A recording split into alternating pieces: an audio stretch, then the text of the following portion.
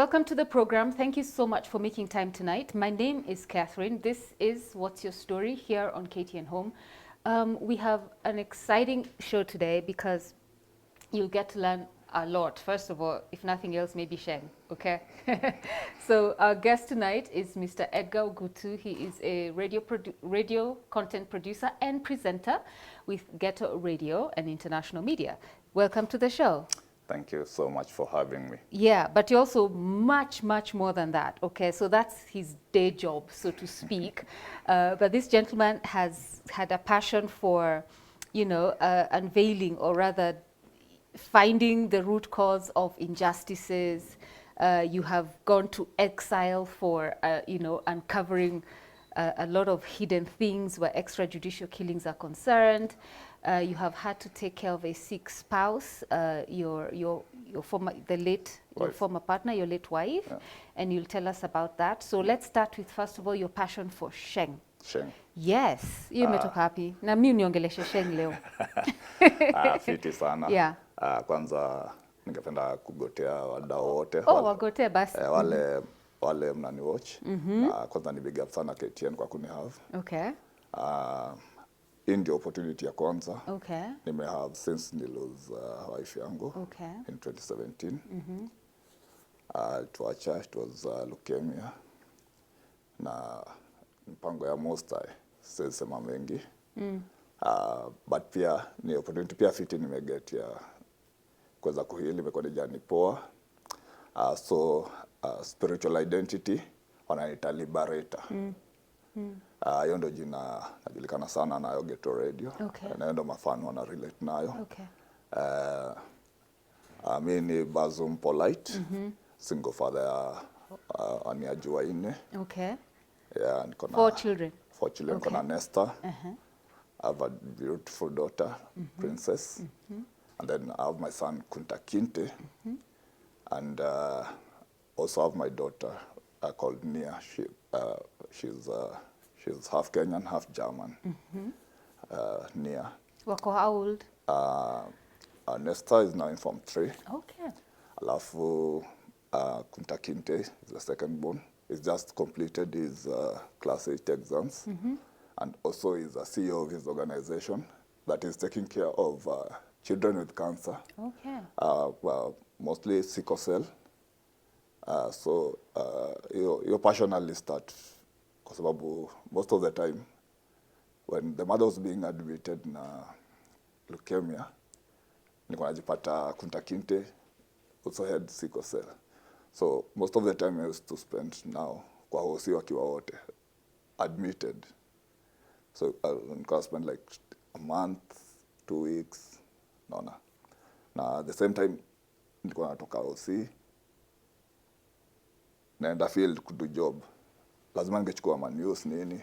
Na kwa wale wanaweza relate, mna understand hiyo time ndio Eastland ilikuwa inawaka moto. Crime ilikuwa so high. Yeah. Na extrajudicial killings pia zilikuwa so high. Na hiyo ndio necessitate mimi na wenzangu tukaanzisha social justice movement. But mostly nilikuwa natumia hosi kama nini, kama my hiding place. Kama my hiding place, kama my exile place. Especially nikidocument kwa wale wasome relate, kuna documentaries huko nje. Nikidocument kama hizi killings zimekuwa zikifanywa na Pangani 6, akina Hezi wa Dandora, sio akina nani Wakayole nani.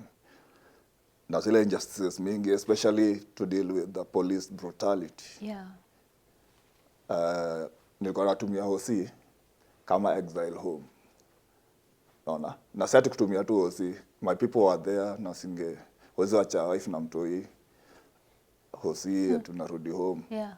And most of the time ni wagonjwa walikuwa nakuhitaji tu sana. Yeah. For those people who understand leukemia is very horror. And sickle cell is also very painful. We are told sickle cell sickler, when they're in crisis, their pain is 300 times labor pain. So that's how severe it is. So ilikuwa ni struggle fiti. I believe God alikuwa tu ananiprepare for something. Na tumefika mahali tumefika. So tukiwachiwa watoi, like the smallest was Princess, was 3 years. Kinte was 6 years. Yeah. Right now he's 13 years. He's going to Form 1. And then Nesta was 9 years. 9 years. Sasa wamegrow na ni struggle pia. Yeah. Like unapata si wase wengi wanataka kusikia, especially huko kwa Magero, hii setup tunaishi nini. So wase wengi sana wanataka kusikia story ya single fathers. A lot of people wako concerned sana kuhusu struggles za single mothers. Okay, So, okay, yes. Wapata story za single mothers Yeah. zinaongelelewa sana, Yeah. mambo ya mama nini. Yeah. But si single fathers, ile attention tunapewa ni kidogo sana. Like after 6 years I guess, I will imagine leo ndo nimepata opportunity ya come out na kusema I'm a single father. It's not allowed. Like so feel there's kuna kitu ina kusilence. Hata kijaribu kuambia wasi mambo ya single father, pole pole buda mambo itakuwa fiti. But wanasahau you also need to open up to heal. Najua bila ku open up huwezi heal. Yeah. So nimekuwa nikibeba struggles za wase wengine kama liberator. Yeah. But sijaipata mse naweza beba struggle yake because me na do stories a lot of people. Me interact with a lot of people. Yeah. Each and every day, even in my show at Get to Radio. Yeah. Nafanya human interest story, ecological stories, sick people stories, humorous stories. Yeah. Every kind of story is content to me. Yeah. So unapata I carry the mass trauma. Yeah. Una carry the mass trauma, but you have nowhere to take your mind. Hakuna mse unaweza enda kufungukia roho. Yeah. I don't know how people perceive liberation to be, but mimi ningependa tu kutake opportunity kwa hii show hapa KTN niwaambie. Liberation is very spiritual. Unaona? Na that's why naweza manage kubeba ngori zao na keep balance. Lakini maanishi silidi mse anaweza keep balance. Yes. So I really appreciate pia family support imekuwa there. Yeah. Na pia ile public confidence, Yeah. like the people trust in the process. Yeah. Na mimi nataka tu kuambia the people viva tu sana. Yeah. Yeah, but it hasn't been an easy journey. Easy journey. So let's start with when your wife was diagnosed with leukemia. That was 2014. That's what 2014. Kuliendaje, as in kuliendaje tu sasa mkapatwa hiyo diagnosis hosi? Ilikuwa crucial kwa sababu mimi nimetoka zangu. Nimetoka zangu kwanza, nakumbuka nilikuwa nimeingia kejani magizgiz ngware. Okay. Asubuhi. Like, okay. Not asubuhi sana. Magizgiz 3, it was precisely 3. And when I got to the house, I found 2 medical results on the table. One was for Kinte, diagnosed with sickle cell. Yeah. And the other one, and this was written severe sickle cell anemia. Yeah. And the other one was acute leukemia. So me these are terminologies that I was never familiar with. Yeah. Kwanza nikarudi rada kidogo ndio niweze comprehend what these two mean. They are from Aga Khan Hospital, Dr. Rajia or someone. Ndio niweze kuelewa what this terminology mean. So it can take time sana, but I could go for long, because after a week tukaanzaga sasa ni mahosi. Initially sikuwa najuaga Kunte ana suffer from that, because usually Kunte alikuwa bright, so kumpeleka chuo alianza mapema. Yeah. Alianza like by 4 years he was in class 1. Yeah. Wow. He's now 13 and amemaliza na story za chuo. Yeah. Na kuna most of his time anakuaga out of school, kwa sababu most of his time tunaspendegi hosi. Yeah. Like patam anaweza enda chuo 2 weeks. Yeah. So comprehend hii story, kupatana na result slip mbili za usi leukemia na sickle cell. I remember mpaka the trauma attached, like mpaka wase mtaa anaweza shindwa. I remember my colleague, one of my colleague, I don't like to mention on camera, but I remember one of my colleague nikimwambia mazeni nimetoka OC, nimelala OC na niko na wife na mtoi huko. Usikia aliniambiaga, manze wewe umerogwa. Nikakurogwa. You see? By kusema hivi, I just want to bring out the stigmatization side of a story. Yeah. As far as stigma, big deal. So you had two very close people, your son, your wife, in hospital. Yeah. Walikuwa, so like in the case of your wife, because ilikuwa ni battle amekuwa nayo from year 2014 to 2017 when she passed on. Yeah. So those are what, 3.5 years, ikielekea 4 years. Yeah. 14, 15, 16, 17, 4. Na alikuwa hosi throughout ama kulikuwa na seasons anareleasiwa? Ni throughout. In fact ilifika mahali kwa sasa ni palesho manze, mimi sasa siwezi. Unajua siku tu zile vitu zinahitaji tu mzazi. Yeah. So nilikuwa naendaga kwa madhake pia alikuwa ni ana struggle. I mean my parents are up country. Una wife na familia lakini hayuko home. Kama yuko kwa madhake yuko OC. So ilifika mahali kwa palesho. Anybody that suffer from these conditions, leukemia, anemia, or any other form of cancer, or any other form of chronic disease, those people need a lot of love. And if you have a family, you always tell people, if you want to know that you're poor, it's not what you lack in your pocket. If you want to know that you're poor, it's about the state of your health. Apart from my spouse from Germany that alikuwa amechukilia sana, even now, the rest of, and my sister-in-law, who we also co-parent with, like at hiyo time napata wife ako kwa mother, lakini watu wako kwa sister. Naona. Na Germany ni nani ako huko?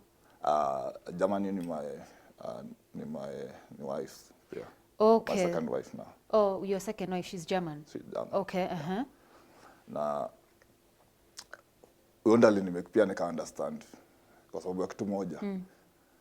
Psychological support. Naona. Most of the people wakisikia unapitia hizo condition. Yeah.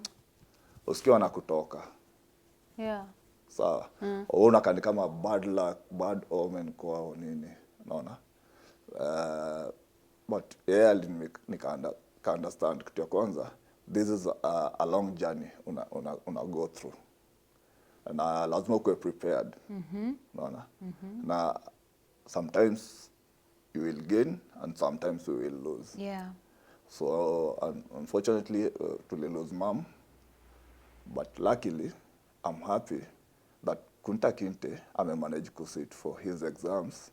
Because I'm sorry to say this, and I don't like to say it, like when he's listening, but the doctor told me that according to Sickle, especially boys, they don't live past the 11th year. Yeah. They don't see the 11th birthday.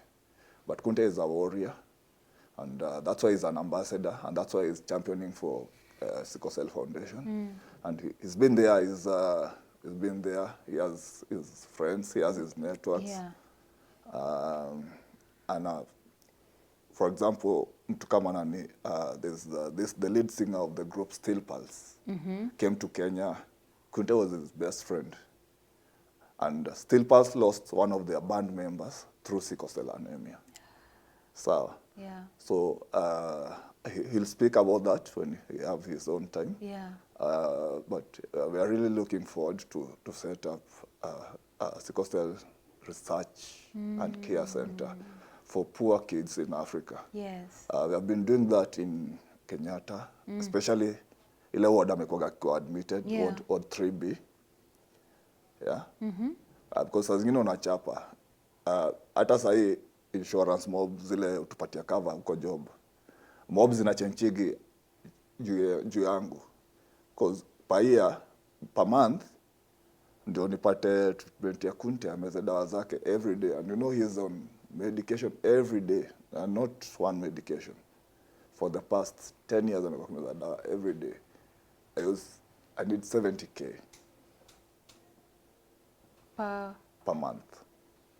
Ndio Kunte aweze kupata dawa zake, kupata nutrition na kuwa fit. Unajua hiyo 70k ni mtu mmoja. Niko na watatu wengine. Una school fees na nini, unaona. But mimi nasema tu imekuwa tu ni struggle fair. For those who have been fair to me, nimesema tu imekuwa fair. For those that wamekuwa unfair, pia na hope hii interview itakuwa ni learning lessons. We go through a lot. It's a lot of pain. So just be fair to the next person next to you. You don't have to be fair to me if you don't feel me. But make sure anyone that ana take care of anyone with easy acute conditions, be there for them. And tuache kutokana manze, these people wanatu need tu sana, and I've been doing that now. Na tuna support watoi pia kwa communities. Tuna support a lot of kids with cancer and other forms of disability through my networks, because kuna networks na pia the opportunity I have in the radio. I give priority to human interests, one, and then secondly, to ecological justice work, because bila mazingira mema hatuwezi ongelelea afya njema. Yeah. So manager, so dawa pekee ni 70k a month, na si mtoto mmoja, ni watatu, wanasoma, wanakula, wanagrow, wako na mahitaji yao, pia uko na yako. How do you make it happen? Ni crucial. Na si hao peke yake, hata the community ona look upon you. Kuna zile social errands that you have to do. No manage to sema, but thanks to peer support your family, like my immediate family, they're supportive. Like brothers, sisters. My brothers and sisters are very supportive. Yeah. And everyone in their own capacity. Yeah. And pia kitu tu pia nataka kushukuru tu sana is my baby mama in German. She has been very supportive. Yeah. Naona. Like since big ya join Sickle. Because the concentration yangu imekuwa ni Kunta. Yeah. 100%. Because 100%. Yeah. Yeah. So huyo ana take care of hivyo, na my sister-in-law also, the one who lives with akina Kunta. She has been very supportive and big up yourself sana. Yeah, her name is Millicent. And she has her other kids. Una imagine kwa accommodate watu isi wako na unawatekea ni kama watu wako. No, you compliment in all their daily needs. Yeah, I do make my contribution as a father. You have a father's role to play. Yes. Morally, financially, yes, socially, na pia spiritually, na pia culturally, because there are things that only a parent can pass to their children. Yes. Na like show me liberation to me is very spiritual and cultural. Yeah. And it's a virtue that I like not only to live to the societies, but also to my children. Yeah. Though I won't like them to be me, because me, apart from his struggle, bado kuna struggle za mavijana mtaani pia. Yeah. Hizo pia nimebeba. Yeah. Mbogi, wanaitaga mbogi. Wewe ndio uniambie. Na uniambie ni nini? Hizo pia nimebeba. Okay. Mbogi ni social setups that ziko huko mtaani. Okay. Whereby people interact in different levels of the society. Yeah. So the cluster, Mbogi is a cluster of maybe peers or friends. Okay. But so watu hiyo wako na Millicent,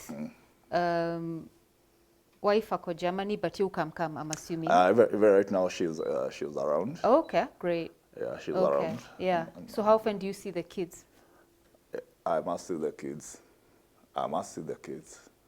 Sina biashara ingine like naweza do. I must see my kids. Yeah. And, mostly kiwa the time sana. Yeah. I can maybe a week, but I must see the kids. I don't live a long distance from them. Juu ya kitu moja. Yeah.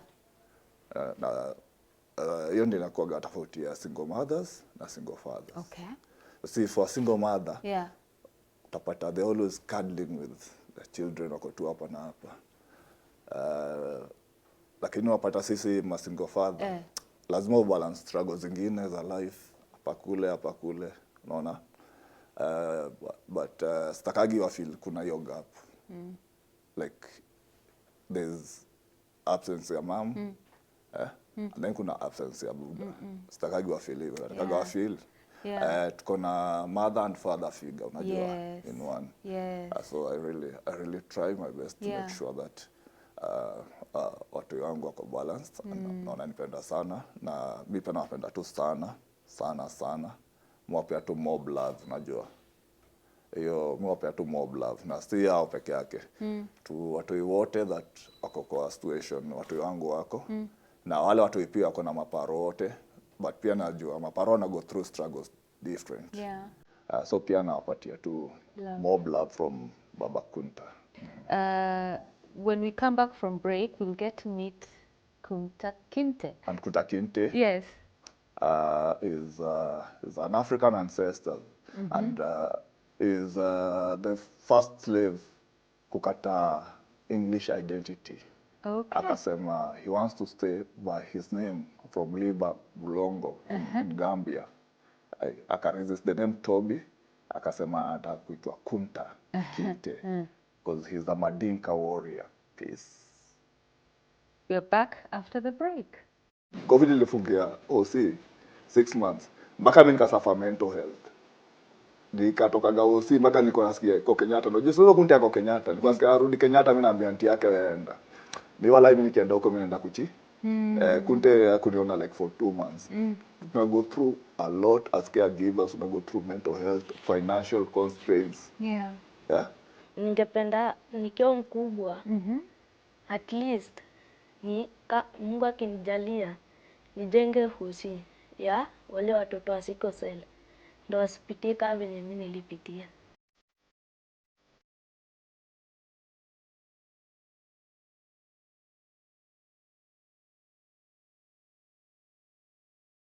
Welcome back to the program. This is What's Your Story? It's part 2 of a conversation I'm having with Edgar Ogutu.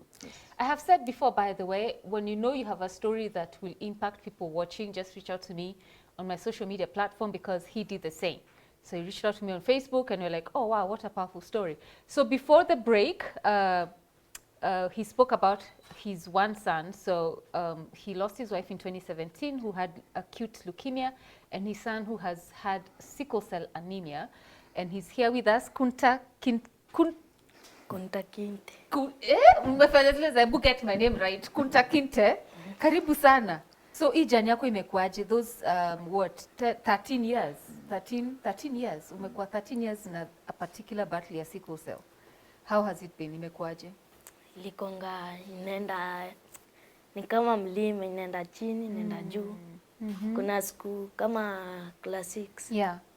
Sikuendanga shule karibu 1 year. Nilishindanga tu si hivyo. For a whole year. Wow. Okay. So na hosi wewe filaje mwili, like ka unaweza explain? Dad alijaribu ku explain. Sasa kasa hii ya class 8. Sijaenda hosi. Na namshukuru Mungu. Lakini sasa kuna masaa nasikianga vibaya, mwili unasikia nakataa. Na hao watoto wenye wako huko nje na sickle cell wasiluze hope. Mungu wako. So unaona mimi nilifanya exam vizuri. Nikamaliza. Ningewaambia wasiluze hope.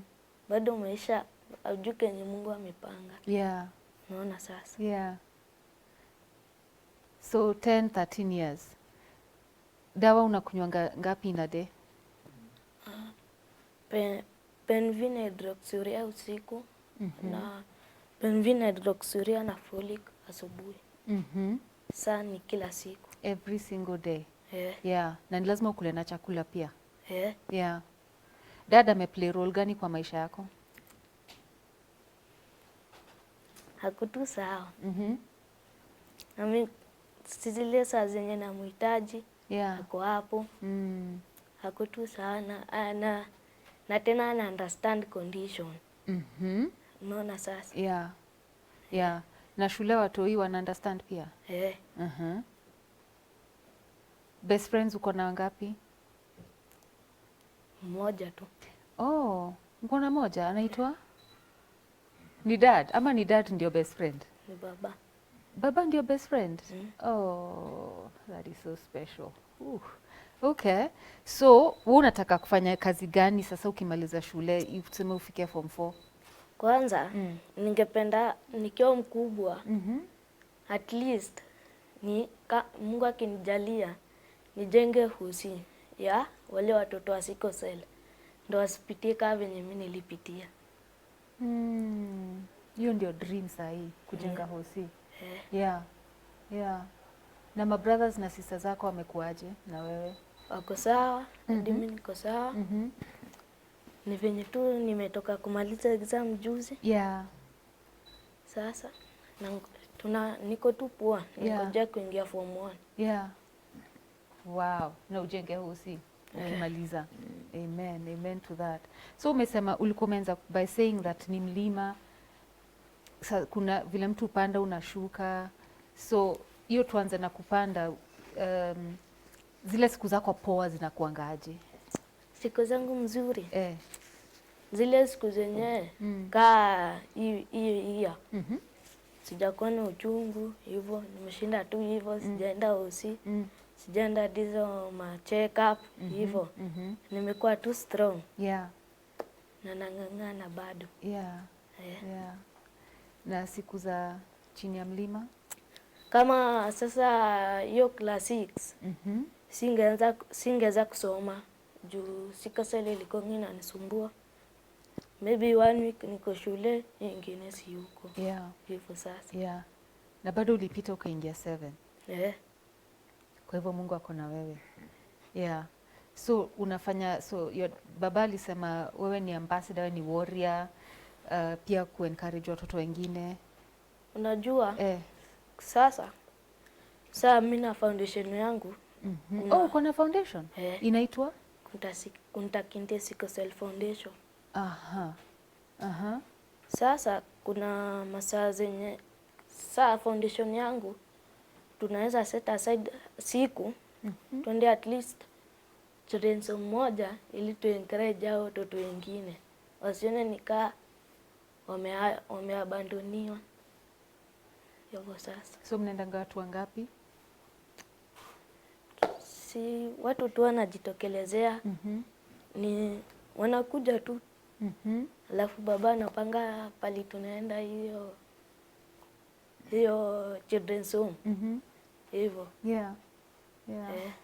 Okay. So mnaenda wa encourage. So unawaambianga vitu kaa gani? Wasikufe moyo. Hapo mbele inaweza kuwa vizuri. Unaona? Wewe nini imefanya usikufe moyo? Ni baba tu anani-encouraging. Sasa unaona hizo msimu za baridi. Baba anafunguanga simu. Anaweka Facebook, anaona venye watoto wako sana ananiambia usikufe moyo. Mungu ako na wewe. Unaona sasa? It's a journey. It's a journey that is very emotional. Emotional why? Unapata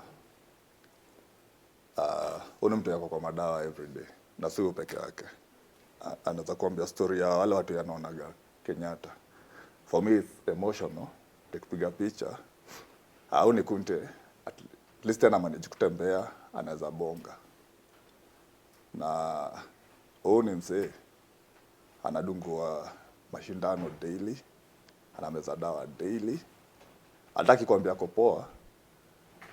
Akikwambia ako poa ni yako poa kispirit. Unaona? Spirit yake uplift.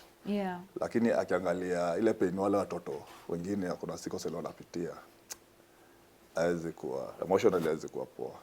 Hizi dawa ni very expensive na zinakosekana. na huyu afai kukosa kumeza dawa hata siku moja. Hebu niambie kama hiyo hydroxyurea unaweza itafuta hata for 1 week chemist zote before we part, and it's damn expensive tunatumia.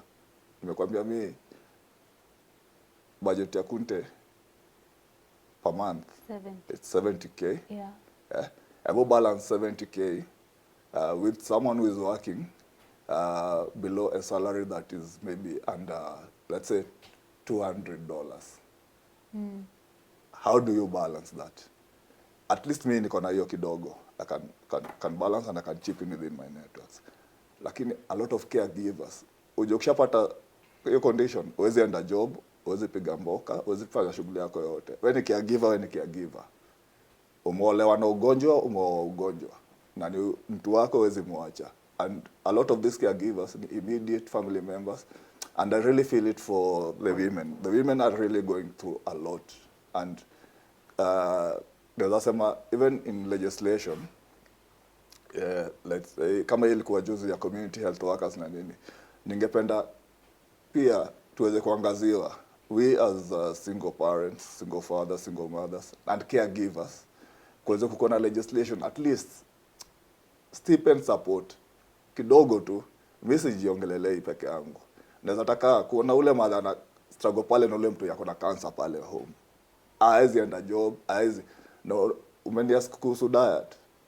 Sasa kama ndo caregiver na siwezi toka hata kwa hao. Hiyo nasikia Kunta kuambia class 6 tulika kwa hao. Unalala njaa na mtu ana nini, mtu yana meza dawa everyday, na hizi dawa ni very strong. Hizi dawa ukipewa, dawa ya kwanza, the only painkiller that inaweza stop sickle cell pain is morphine. Hebu niambie hii rika anapewa morphine, na yenyewe hiyo tu inaweza stop. You see, nimekwambia sickle cell pain is 300 times normal pain. Ona. But ni pain iko psychological, iko emotional, na iko economic. Na ni pain ukijaribu kuambia msee, a lot of people silence. Sasa kijana atasikia fiti. No. We need a space to talk, and we need community support, we need family support, and we also need government support. We want hizi madawa zikuwe free. Na sickle cell ikuwe ni everyone's conversation. You wanna imagine, I'm even shedding tears because nikimagine emotions for those people that I know are suffering, because me handle this every day on radio. Every Saturday nimehost mpaka mother amekatwa matiti juu ya cancer, ana struggle, ana hospital bill, house rent, kwanza ma landlord hawataki kuelewa. Me have been homeless with Kunte mpaka tumeishi Kenyatta. Me I'm working, I'm talking as a personality, and I want people to know these things, because me I said I would never suffer in silence. Sawa. Unatoka OC umepata, kwanza COVID ilitugonga sana. COVID ilifungia OC 6 months. Mpaka mimi nikasuffer mental health. Nikatoka OC mpaka nilikuwa nasikia kwa Kenyatta. Unajua sio Kunte yako Kenyatta. Nilikuwa nasikia arudi Kenyatta, mimi naambia auntie yake weenda. Mimi wala mimi nikienda huko mimi naenda kuchi. Kunte kuniona like for 2 months. Tuna go through a lot as caregivers, tuna go through mental health, financial constraints. But very few people, just because of the chauvinistic mentality, hataki ubonge, unaona? Na ukibonga unakaa kama unaibisha pia watu wengine. Mimi nataka tu encourage wase, like, ni real. Uko na hii condition, usinyamaze. Kujibonga ni njia moja ya kuheal, unaona? Let's speak up, and wala wase tunaongelesha pia, mtu sikize manze, tunaumia, caregivers wanaumia huku nje. Maybe when Kunte is down, si ujifungia naye kejani. Apart from very few people that have that emotional connection na sisi. Manze unaga hata mtu anaweza kutembelea saa zingine, au unaga hata mtu anaweza kuuliza ni aje. Leo mnakula, uliongea kuhusu diet. Usimsema anafatua kule tu kitu yote nini. Like diet yake is very selective. Lakini sio utatoa wapi diet ya mtu ana condition kai. Inabidi tu achapane na life vile inakaa, unaona? Naona imagine mimi nabonga kama personality. I'm well known in this country. I've done a lot for this country. I've liberated to the extent that nimeweza. But nobody is there to liberate the liberator. Tutasafa mpaka lini in silence? So you've said you have a community of people unasaidianga kwa mtaa, like communities, so many young people wako na issues, so bado kona what's happening in the home front, na bado kona nguvu ya kwenda nje kusaidia wengine. In fact, when sasa hii condition ilianza kuget, this was very traumatizing. By then my wife and Kinte walikuwa admitted in Nairobi hospital. So unapata nikitoka OC, nikienda field, hiyo time kulikuwa na a lot of extrajudicial killings. The same person nimwacha mgonjwa akitoa blood na mapua na mdomo, leukemia. Sawa? Bado nikienda field, naenda kufanya stories za extrajudicial killing, naenda ku-encounter blood. Kijana, it's on record, kijana ana madona makarau huko nje, akiita na liberator, ananipigia simu mpaka Gatorade nikiwa job. This is on record. So hizo vitu zilikuwa zinanitraumatize sana. Na being where I am, pia zinanisaidia kuheal. Njia moja pia kuheal ni shida zako zisifanye unyime wase opportunity. Shida zako zinahitaji solidarity. We need each other. Na philosophy moja ni keep on going up to date is the philosophy of Ubuntu. So Ubuntu keeps me going. I know I am because you are, and you are because I am. Yes. So bado utanipata kama struggle za ku-uplift wasimo maga. Nimeunda ma movement, maybe naweza for records zile naweza mention. Nimeunda the social justice movement. I'm the founder of the social justice movement. Nimeunda through the social justice movement, nimeunda ecological justice movement. Through hizo movement tunapata tumeunda kama movement ya kupeana solidarity na mama kufua nguo. I've done a lot of stories za vile wanakuwa mistreated. Siku hizi wanarushwa mpaka kwa manyumba ni kama wako Saudi Arabia na wako Kenya. So tuko na movement za mama fua. Tuko na movement za girl child. Niko na organization yangu pale Githurai inajiita The Link Initiative. Hiyo inafanya reproductive health rights na advocacy. Na mostly pia tunadeal na mambo za teenage mothers na girl child na hizo shida zingine na zinahusu mambo za reproductive health. Na pia I'm very passionate on matters of the elders. Na zile issues nagusa ma elders. Na apart from pia manage with Kunta, because Kunta manages his organization. What he says, me, I'm just an implementer. I'm also sitting in board kadhaa, especially for cancer and sickle cell, community-based. Is on zile community-based. Now, apart from that, I'm very passionate on self-education. So I'm also writing books. And my latest book we are co-authoring with a professor from Cambridge University. It's called I Dreamt I Was Rasta. I dreamt I was Rasta. So Kunta, nataka uangalie kamera. So wale watu wanaona hii kipindi na wanataka kukusaidia. Unataka wakusaidie aje? Mimi ningewaambia tu. Kuna ile ni help unaweza leta. Usiniletee mimi peke yangu. Ufikirie hadi wale watoto huko nje wako na sickle cell. Na uwajui venye hawezi fanya. Maybe unaweza wa support na dawa hivyo. Alafu pia ningependa kuambia hao watu huko nje ni vizuri kupanda mti. Juu maybe hiyo mti yenye unapanda ni unaweza panda ndo mgonjwa apate fresh air mzuri. So kwa hivyo baba hadi nimepanda mti kadhaa. Unaona ananiambianga na nipo ukipanda mti unainame. Ndo naikumbuka. Si unaona? Kama mimi nilipanda mti 3. Moja nimeita Dedan Kimathi, ingine Wangari Maathai na hiyo ingine Maumau.